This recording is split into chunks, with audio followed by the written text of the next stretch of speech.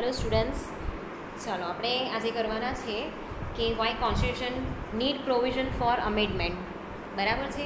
કોન્સ્ટિટ્યુશનની અંદર અમેન્ડમેન્ટ જે છે, ઓકે, એને ચેન્જ કરવું જે છે એની ફરજ કેમ પડે છે, એની જરૂરત કેમ પડે છે. બરાબર. આપણે કાલના લેક્ચરમાં જોયું કે અમેન્ડમેન્ટ જે છે કોન્સ્ટિટ્યુશનમાં કોને કહેવાય, તો જે એક પર્ટિક્યુલર ફંડામેન્ટલ લો છે કે સુપ્રીમ લો છે જે ઓલરેડી એક્ઝિસ્ટ કરે છે. બરાબર છે. એની અંદર આપણે ચેન્જીસ લાવીએ છીએ, એને ટોટલી ચેન્જ નથી કરી દેતા. બરાબર છે. એની અંદર આપણે સુધારો વધારો કરીએ છીએ, એને આપણે કહીશું અમેન્ડમેન્ટ. એ ચેન્જ નથી, એકચ્યુઅલ ચેન્જ નથી, એની અંદર આપણે સુધારો વધારો કરીએ છીએ. બરાબર છે. તો એને એ જે પ્રોસેસ છે એને આપણે કહીશું અમેન્ડમેન્ટ. બરાબર છે. તો અહીં આપણે જોઈએ, amending the constitution of India is the process of making changes to the nation's fundamental law and supreme law. This procedure of amendment in the constitution is laid down in part 20 article 368. part 20 ની અંદર જે article 368 છે, મેં તમને આગળ પણ કીધેલું કે અમેન્ડમેન્ટ કરવાનું જે આર્ટિકલ છે, બરાબર, એ ઇન્ડિયન કોન્સ્ટિટ્યુશનની અંદર આર્ટિકલ 368 છે, એના હિસાબે આપણે કરી શકીએ. બરાબર છે. This procedure ensures the sanctity of the Constitution of India and keeps the check on arbitrary power of the Parliament of India. બરાબર છે. તો અહીંયા કેવું છે કે કાલે આપણે એની પ્રોસિજર બી થોડીક જાણી હતી કે એની અંદર લોકમત લેવામાં આવે છે, કે પછી પાર્લામેન્ટના જે મેમ્બર છે એ લે છે, જ્યુડિશરી મેમ્બર લે છે, લેજિસ્લેટર લે છે. બરાબર છે. પણ ગમે તે કરો, પાર્લામેન્ટના મેમ્બર્સ છે, બરાબર છે, એ લોકોની જે મેજોરિટી છે એ પ્રમાણે અહીંયા લેવામાં આવે છે. બરાબર. તો however there is another limitation imposed on the amending power of the Constitution of India which developed during conflict between the Supreme Court and Parliament. તો હવે અહીંયા છે ને એક લિમિટેશન્સ આવી ગઈ છે અમેન્ડમેન્ટ પાવરની. બરાબર છે. એક કોન્ફ્લિક્ટ ઊભું થયું છે સુપ્રીમ કોર્ટ અને પાર્લામેન્ટ વચ્ચે. બરાબર છે. Where parliament wants to exercise discretionary use of power to amend and the constitution while the Supreme Court want to restrict the power.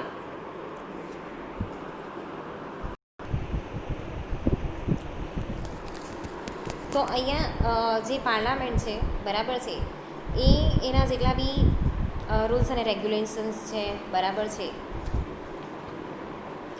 કે એ જે પેટર્નથી બનેલી જે સિસ્ટમ છે, બરાબર છે, એની અંદર રહીને કે એના પાવરનો યુઝ કરીને અમેન્ડમેન્ટ કરવા માંગે છે.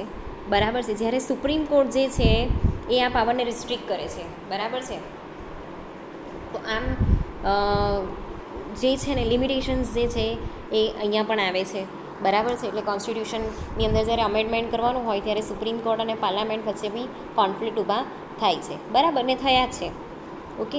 This has led to the laying down of various doctrines of rules in regard to checking the legality of the amendment. The most famous amongst them is the basic structure doctrine. હવે અહીંયા કેવું છે કે કેટલાક કેસની અંદર અહીંયા છે Kesavananda Bharati versus state of Kerala. એ છે ને આ કેસ હું તમને કરાવીશ આવતા લેક્ચરમાં. બરાબર. કેમ કે છે ને અહીંયા જે આપણે મેઇન સમજવાનું છે ને એના લીધે આ ડિસ્ટ્રેક્ટ થઈ જશું. તો અહીંયા શું થયેલું કે જ્યારે આ કેસ આવેલો, બરાબર છે, અહીંયા ડોક્ટરાઇન્સ એટલે ઉપદેશો, બરાબર છે, તો એકચ્યુઅલી અમેન્ડમેન્ટ કરવાની જરૂરત કેમ છે, શું કરવા છે, બરાબર છે, એની લીગાલિટી અને વેલિડિટી જે છે, બરાબર છે, એ અહીંયા ચેક કરવાનું આવે. બરાબર છે. તો આપણા જે ઉપદેશો છે એનું બેઝિક સ્ટ્રક્ચર અહીંયા આપણે ચેક કરવું પડે. બરાબર છે. તો કેટલાક કેસની અંદર એ ચેન્જ થઈ જાય છે, કેટલાકમાં એ સ્ટીલ રિમેન રહે છે. બરાબર છે. તો હવે આપણે જોઈએ કે એની પ્રોસિજર શું છે. હવે તમને બધાને એક વસ્તુ ખબર જ છે કે જ્યારે પણ આપણું કોન્સ્ટિટ્યુશન ડ્રાફ્ટ થયેલું, બરાબર છે, તો according to the scenario prevailing at the time, બરાબર છે, એ ટાઈમ પર જે સિનેરિયો ઊભો થયેલો એ પ્રમાણે કેવું હતું કે આપણે જે કોન્સ્ટિટ્યુશન બનાવ્યું ને બનાવી તો દીધું, પણ એની અંદર છે ને બહુ બધા ચેન્જીસ લાવવા પણ જરૂરી હતા. એને આપણે કોન્સ્ટન્ટ રાખી શકીએ એમ નહીં હતું, બરાબર છે. એકદમ ભવિષ્ય માટે એને સ્ટેટિક રાખી શકીએ એમ નહીં હતું, બરાબર છે. કેમ કે કોન્સ્ટિટ્યુશન કોના દ્વારા બનાવવામાં આવે છે, કોના માટે બનાવવામાં આવે છે? તો constitution itself is made of the people, for the people and by the people, બરાબર છે. લોકો દ્વારા બનાવવામાં આવે છે, લોકોને માટે બનાવવામાં આવે છે, બરાબર, અને લોકો જ એને બનાવે છે. ઓકે, તો સોસાયટી અહીંયા શું કરે છે? Society is stand to change with the times, બરાબર. સોસાયટી ટાઈમની સાથે ચેન્જ થાય છે, તો એવી રીતે સો ડઝ ધ કોન્સ્ટિટ્યુશન. કોન્સ્ટિટ્યુશનમાં બી કરવું પડે, બરાબર છે. તો અહીંયા જો કોન્સ્ટિટ્યુશનની અંદર ચેન્જ કરવાની ફ્રીડમ હોય, બરાબર છે, આપણી પાસે બધી જ વસ્તુ ચેન્જ કરવાની અહીંયા ફ્રીડમ છે, બરાબર છે.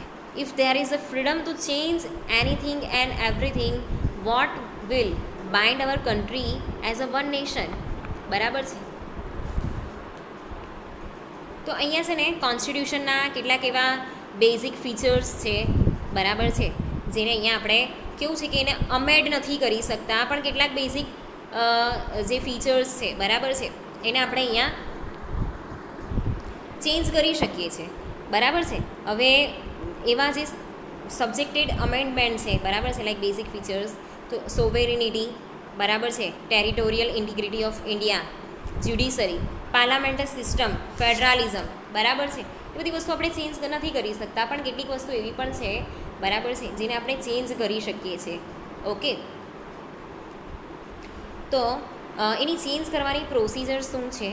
તો constitution of India provides for a distinctive amendment process when compared to the constitutions of the other nations. These can be described as partly flexible and partly rigid.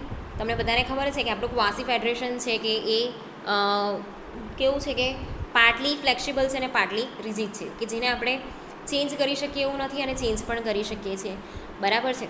તો અહીંયા છે ને એવા કોન્સ્ટિટ્યુશનની અંદર અમેન્ડમેન્ટ પ્રોસેસ છે, બરાબર છે. અહીંયા વેરાયટી ઓફ જે અમેન્ડમિંગ પ્રોસેસ છે અહીંયા આપણે પ્રોવાઈડ કરવામાં આવી છે, બરાબર છે. તો એ હિસાબે આપણે અહીંયા કેવું છે કે એક યુનિફોર્માલિટીની અંદર રહીને અમેન્ડમેન્ટ પ્રોસેસ જો કરીએ, બરાબર છે, તો quite અનનેસેસરી restriction upon the amendment of part of constitution and amendment of the constitution can be initiated only by the introduction of a bill in either house of parliament, બરાબર છે. તો જ્યારે પણ એક યુનિફોર્માલિટી પ્રોસેસ કરવાની છે આપણે અહીંયા, બરાબર છે, શું ઇમ્પોઝ કરે છે? ક્વાઇટ અનનેસેસરી રિસ્ટ્રિક્શન, બરાબર છે. તો અહીંયા જેટલા બી રિસ્ટ્રિક્શન છે, બરાબર છે, જે વગર કામના રિસ્ટ્રિક્શન છે એને અહીંયા આપણે થોડુંક ઇગ્નોર કરીને આપણે જે અમેન્ડમેન્ટ છે કોન્સ્ટિટ્યુશનનું એ કરી શકીએ છીએ, બરાબર છે. તો આ જે કોન્સ્ટિટ્યુશનનું અમેન્ડમેન્ટ છે એ ઇનિશિયલી ક્યાં ઇન્ટ્રોડ્યુસ થાય છે? એ જે બિલ છે ક્યાં ઇન્ટ્રોડ્યુસ થાય છે? હાઉસ ઓફ પાર્લામેન્ટમાં, બરાબર છે. The bill must then be passed in each house by majority of the total membership of the house and by a majority of not less than 2/3 of the member of that house present and voting. તો અહીંયા છે ને કેવું છે કે જે bill છે એ પહેલાં તો પાર્લામેન્ટની અંદર જાય છે, એના પછી એ ઇચ હાઉસની અંદર જાય છે, એટલે લોકસભા અને રાજ્યસભામાં જાય છે, બરાબર છે.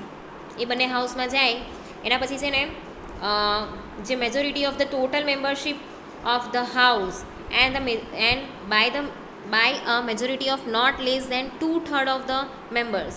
તો અહીંયા છે ને વોટિંગ લેવામાં આવે છે અને જે ટોટલ મેજોરિટી છે, બરાબર છે, total majority of membership of the house, એની અંદર જેટલા બી મેમ્બર છે, બરાબર છે, એ મેમ્બરનું જે વોટિંગ લેવામાં આવે છે એમાંથી જે 2/3 ભાગનો જે મેમ્બર્સ છે, બરાબર છે, એ લોકો શું કહે છે? વોટિંગ જે છે, બરાબર, એ લોકો વોટ આપે છે અને 2/3 જેવું થવું જોઈએ હાઉસના જેટલા બી મેમ્બર છે, બરાબર, એ લોકોનો રિવ્યૂ એક સરખા હોવા જોઈએ. તો 2/3 જ્યારે મેમ્બર્સના જે રિવ્યૂ સરખા આવે છે, વોટિંગ સરખું આવે છે, ત્યારે આપણે અહીંયા અમેન્ડમેન્ટ કરી શકીએ, બરાબર છે. તો this is known as special majority, એને સ્પેશિયલ મેજોરિટી કહેવાય છે. There is no provision for a joint sitting in case of disagreement between 2 house, બરાબર છે. જો હવે બંને જે હાઉસ છે એના વચ્ચે ડિસઅગ્રીમેન્ટ આવે ને તો અહીંયા એવી કોઈ જોગવાઈ કરવામાં નથી આવી કે જેનાથી આપણે અહીંયા એ લોકોને બેસાડીને આપણે લોકો સમજાવી શકીએ, એટલે ત્યારે અમેન્ડમેન્ટ થશે નહીં. બરાબર છે. The bill passed by the required majority is then presented to the president who shall give his assent to the bill. બરાબર છે. હવે આ જે બિલ 2/3 મેજોરિટીથી જે બિલ પસાર થયું છે, બરાબર છે, એમાં એટલા વોટિંગ પડ્યા છે 2/3 જેટલા. ઓકે, તો એ જે બિલ છે એ ક્યાં પાસ આઉટ થશે? એને પ્રેસિડન્ટ પાસે. બરાબર છે. ત્યાંથી પહેલાં પાસ આઉટ થવું જોઈએ બંને હાઉસમાંથી. એના 2/3 મેમ્બર જે છે, બરાબર છે, એટલાનું વોટિંગ એક જ સાઈડ પર થવું જોઈએ કે કરવું છે કે નથી કરવું. એની અંદર બધા અલગ અલગ રિવ્યૂ પણ લેવામાં આવે કે એની અંદર આપણે આ સુધારો વધારો કરી શકીએ. બરાબર છે. તો આ સુધારો વધારો સાચો છે કે આ સુધારો વધારો સાચો છે, એ રીતે બધા વોટિંગ થાય છે. પછી જશે કોની પાસે? પ્રેસિડેન્ટ પાસે. પ્રેસિડન્ટ એ બિલને સ્વીકારે છે. If the amendment seeks to make any change in any of the provisions mentioned in the provision to Article 368, it must be ratified by the legislature of not less than 1/2 of the states. બરાબર છે. તો જ્યારે જે amendment છે, બરાબર છે, એની અંદર change કરવાની જરૂર પડે છે ત્યારે જેટલી બી જોગવાઈઓ છે, બરાબર છે, એ જોગવાઈઓમાંથી જે આર્ટિકલ 368ની અંદર જે મેન્શન કરવામાં આવેલી છે એ પ્રમાણે જે લેજિસ્લેટર છે, બરાબર છે, સ્ટેટના લેજિસ્લેટર, તો એ સ્ટેટના લેજિસ્લેટરનું પણ અહીંયા વોટિંગ લેવામાં આવે છે. બરાબર છે. અને 1.5 એટલે 1.5 જેવું જે છે, બરાબર છે, એનું અહીંયા વોટિંગ એક સાઈડ પર હોવું જોઈએ. Although there is no prescribed time limit for ratification, it must be completed before the amendment bill is presented to the president of his assent. બરાબર છે. હવે એને પર ફાઇનલ સાઇન તો કોણ કરવાના છે? પ્રેસિડેન્ટ જ કરવાના છે. પણ અહીંયા જે લેજિસ્લેટર છે, ઓકે, એ લોકોને પણ અહીંયા બહુ મહત્ત્વ આપવામાં આવે છે. તો every constitutional amendment is formulated as statute. The first amendment is called the Constitutional Act. બરાબર. જે પહેલું અમેન્ડમેન્ટ હતું એને શું કહેવામાં આવેલું? Constitutional act. ધ સેકન્ડ જે સેકન્ડ અમેન્ડમેન્ટ થયેલું, the second amendment the constitutional act and so forth. બરાબર છે. Is usually has the long title and act further to amend the constitution of India. તો કોન્સ્ટિટ્યુશન એક્ટ પછી second જે થયેલું એ પણ constitution act કહેવાયું, third થયું તે પણ કોન્સ્ટિટ્યુશનલ એક્ટ કહેવાયું, અને જે ફોર્થ હતું એ પણ કોન્સ્ટિટ્યુશનલ એક્ટ કહેવાયું. બરાબર છે. અને બધાના નામ લોંગ હતા, લોંગ ટાઇટલવાળા. બરાબર છે. હવે આપણે અહીંયા જોઈએ કે જે ટાઈપ્સ ઓફ અમેન્ડમેન્ટ છે એ કયા કયા હતા. બરાબર. અને એની ડિટેલમાં વાત છે ને આપણે આખું જોઈશું ડિટેલની અંદર, એ આવતા લેક્ચરની અંદર કરીશું. પણ અહીંયા આપણે જોઈ લઈએ કે કઈ કઈ જગ્યા પર અમેન્ડમેન્ટ થયા છે. તો original constitution provides for 3 categories of amendment. The first category of amendment are those contemplated in Article 4. બરાબર છે. આર્ટિકલ 4ની અંદર જે સેકન્ડ પોઈન્ટ છે એ અમેન્ડ થયેલો. બરાબર છે. તો 169, 239 એમાં સેકન્ડ પોઈન્ટ જે છે એ અમેન્ડ થયેલો. 239 AA એમાં જે 7B નંબરનો પોઈન્ટ હતો એ અમેન્ડ થયેલો. બરાબર છે. એટલે અહીંયા કેવું છે કે જેટલા બી આર્ટિકલ્સ છે એની અંદર અલગ અલગ પોઈન્ટ આવતા હતા. બરાબર. મેં તમને જ્યારે કરાવતી હતી ને એમાં બી તમે નીચે પોઈન્ટ જોઈ શકતા હતા. એમાં અલગ અલગ શેડ્યુલ હતા, પછી એની અંદર અલગ અલગ ક્લોઝિસ હતા. બરાબર છે. એની અંદરના જ આ ભાગ છે. પછી 248Mની અંદર 243ની અંદર જે 4B નંબરનો પોઈન્ટ છે એ અહીંયા અમેન્ડ થયેલો. પછી 243ZC એની અંદર 3 નંબરનો પોઈન્ટ જે છે અમેન્ડ થયેલો. 244A એમાં ચોથા નંબરનો પોઈન્ટ, 356માં 1C. બરાબર. પછી પેરા નંબર 7ની અંદર 2 of the schedule 4 and para 21 એમાં point number 2 of the schedule 6 નંબરનો. બરાબર છે. શિડ્યુલ 6ની અંદર આટલું વસ્તુ જે છે એ અમેન્ડ થયું છે. એ અમેન્ડમેન્ટની આખી જે લિસ્ટ છે ને એ હું તમને બતાવવા બરાબર છે. તો જાન્યુઆરી 26/1950ની અંદર આપણું જે કોન્સ્ટિટ્યુશન છે એને ફાઇનલ એક્ઝિસ્ટિંગ કરેલું બરાબર છે. તો એના પછી 103 વાર 2019 સુધીમાં માર્ચ 2019 સુધીમાં 103 વાર આપણે ત્યાં અમેન્ડમેન્ટ થયું છે બરાબર છે. તો 70 વર્ષની જર્નીની અંદર આપણે બહુ બધા અમેન્ડમેન્ટ કર્યા છે બરાબર છે, જેને આપણે ડિટેલ્સની અંદર જોઈશું. એમાં આર્ટિકલ 4, આર્ટિકલ 3, આર્ટિકલ 42, 43, 44 બરાબર છે, 73, 74 એ બહુ બધા આર્ટિકલની અહીંયા છે ને અમેન્ડમેન્ટ કરવામાં આવેલું છે બરાબર. એને ડિટેલની અંદર જોઈશું કે કયું કયું અમેન્ડમેન્ટ અહીંયા કરવામાં આવેલું છે બરાબર. કે પહેલાં શું રૂલ હતા, અત્યારે જે મેં તમને ભણાવ્યા ને આર્ટિકલ્સ બરાબર છે આગળના લેક્ચર્સની અંદર બહુ બધા આગળ, એ પહેલાં મેં તમને આર્ટિકલ ચલાવેલા બરાબર.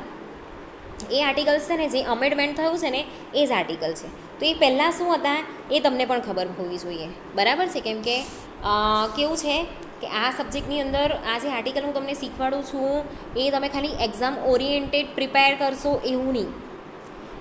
આ જે સબ્જેક્ટ છે ને બરાબર એ તમને ગવર્મેન્ટની કોઈ બી એક્ઝામ છે એમાં તમને કામ લાગશે. તમે બહાર જવા માટે કોઈ એક્ઝામ આપશો તો એના માટે બી આ કામ લાગશે બરાબર. તો જ્યારે તમે જે એક્સ્ટ્રા એક્ઝામની તૈયારી કરો છો ને એમાં પણ આ બહુ કામ લાગે એવું છે. એટલે આ જે અમેન્ડમેન્ટ છે ને એ આપણે ખાસ અહીંયા ધ્યાન આપવાનું છે બરાબર. આર્ટિકલ્સ તો બધા ખબર જ હોવા જોઈએ, પણ એમાં અમેન્ડમેન્ટ થયા એ પણ ખબર હોવા જોઈએ આપણને બરાબર. તો નેક્સ્ટ લેક્ચરની અંદર છે ને આપણે જે અમેન્ડમેન્ટ થયા છે ને એ કેવી રીતે આવ્યા છે અને કયા કયા અમેન્ડમેન્ટ થયા છે ને એ ડિટેલ્સમાં જોઈશું.